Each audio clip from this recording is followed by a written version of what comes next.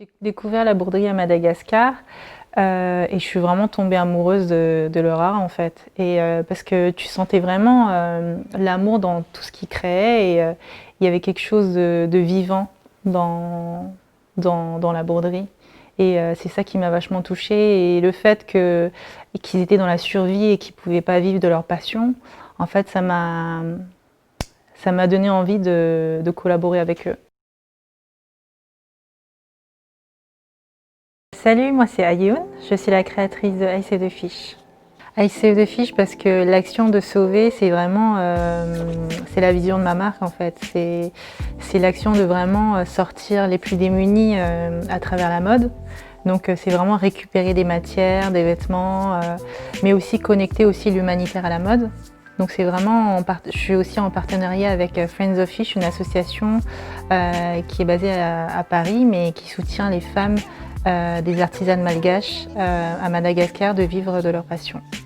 Les valeurs que je veux apporter à travers ma marque, c'est vraiment apporter de l'amour et de la positivité à travers la mode. En fait, la mode pour moi, c'est un intermédiaire pour pouvoir communiquer, parler, transmettre.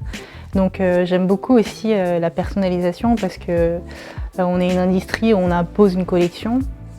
Et moi, j'aime accompagner les gens, j'aime créer des choses qui reflètent en fait l'identité de chacun pour qu'ils puissent aussi redécouvrir et s'aimer au final. Le fait de créer des pièces uniques, c'est comme une rencontre aussi avec la personne. C'est pas je produis 10 pièces de la même collection, c'est vraiment chaque pièce est unique. En fait, j'ai découvert les broderies de Madagascar lors de mon voyage en fait avec mon église pour un concert. Et j'ai entendu un appel en fait, c'est bizarre, j'ai vraiment entendu une voix qui me disait de revenir. Donc au début, je comprenais pas, je me suis dit mais c'est quoi? C'est mon cœur qui me parle et moi je suis grave mon instinct et je m'écoute beaucoup.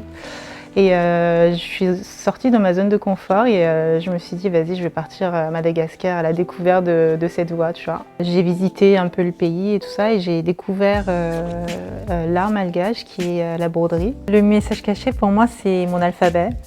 J'ai créé ça un jour où j'ai voulu me broder un message qui était important pour moi mais que je voulais le garder secret. Donc j'ai pris un vêtement à moi, j'ai brodé sur l'envers du vêtement. Et j'ai adoré en fait le rendu que ça donnait sur l'endroit. Donc c'est comme ça que tout a commencé en fait. J'ai grandi dans une famille d'artistes en Corée jusqu'à mes 8 ans.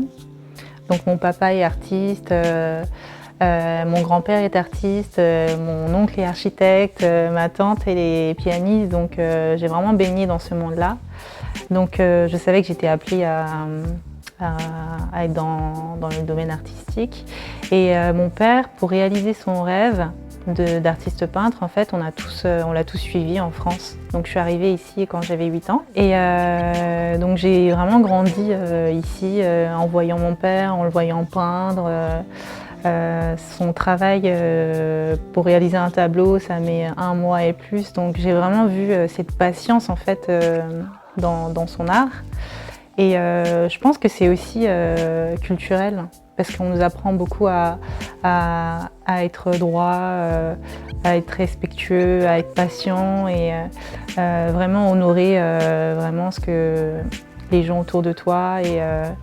Et je pense que c'est grâce à ça aussi que j'ai appris à être patiente en choisissant la broderie entièrement fait main en fait.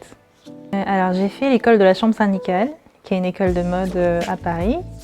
Et après, par la suite, j'ai travaillé dans plusieurs studios de création, de mode et tout ça.